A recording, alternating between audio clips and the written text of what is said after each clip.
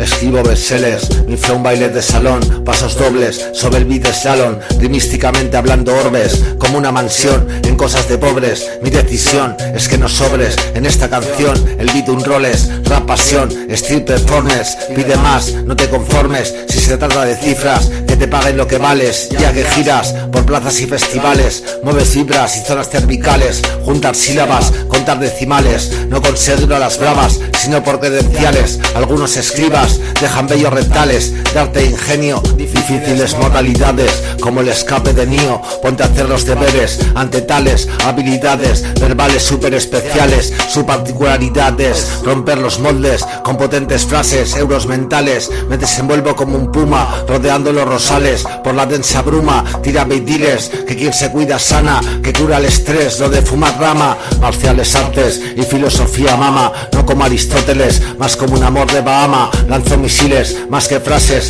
me muevo por los vórtices cuando guío lápices. Maldad ni ápices, alguna novedad, ya que ciudad no duermes, yo deidad existo ya que redacto informes de actualidad, cosas candentes, yo en la normalidad, entre gentes de distinta edad, poderes mentales, autocontrol, con armas letales al manejar un parrot, escribo fases célebres de Steve Frontarot, huele a flores de argot, otros adoradores del crisol, en el que cuezo dólares, tomo el sol, para dólares mentales me supero, vivoy, enemigos en los matorrales no es lo que soy, más de ideas nobles y de a ver qué hago hoy, fuentes como robles, en métricas convoy, antes con la peña parecía un convoy. Me distinguí por tener maña, por sonreír siempre, soy la caña de España, pura calité si nadie me engaña, es que tampoco confié, hago piña con quien no la líe, cóctel de piña, paliar palique, preparar el paripé, hay quien de pique, pero lo pasamos guay, al micro un snooke, te lo cuento por mail, al ritmo del clique, mientras fumo un mail, que sabe a calité, camino por el rail,